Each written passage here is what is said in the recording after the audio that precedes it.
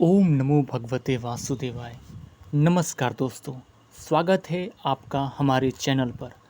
आज हम जानेंगे अनंत चतुर्दशी व्रत की कथा, उसकी पूजा विधि और इसके पीछे की धार्मिक मान्यता। इस व्रत को करने से जीवन के सारे कष्ट दूर होते हैं और अनंत फल की प्राप्ति होती है।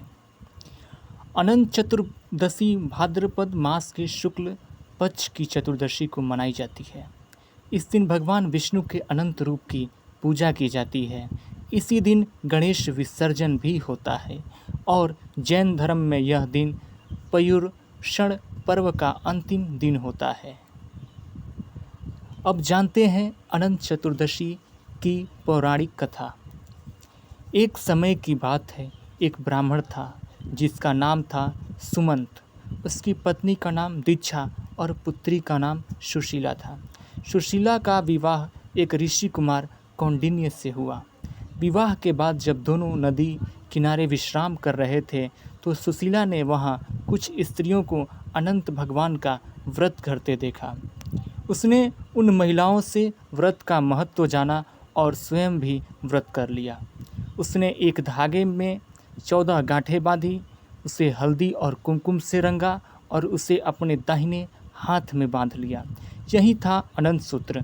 धीरे धीरे सुशीला और कौंडिन्य के जीवन में सुख समृद्धि बढ़ने लगी, परंतु कौंडिन्य ने सोचा कि ये सब उसका ही पुरुषार्थ है, न कि किसी व्रत का फल।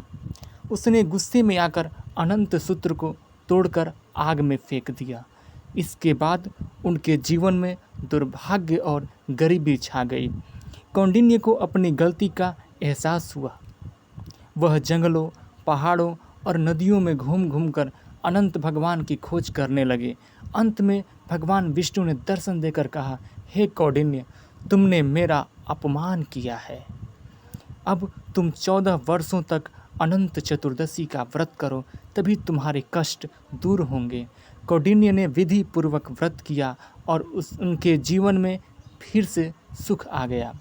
अनंत चतुर्दशी के दिन सुबह स्नान करके संकल्प लें, एक लकड़ी की चौकी पर कलश स्थापित करें और उसके ऊपर भगवान विष्णु की मूर्ति रखें। अनंत सूत्र यानी रंगीन धागा लें, उसमें 14 गांठें लगाएं। पूजन के बाद यह धागा पुरुष दाहिने हाथ में और महिलाएं बाएं हाथ में बांधती हैं। प्रसाद में पूरन, पोली या मिठाई चढ़ाई जाती है। इस तरह अनंत चतुर्दशी का व्रत जीवन में सुख, शांति और समृद्धि लाता है। भगवान विष्णु का यह स्वरूप अनंत फल देने वाला है।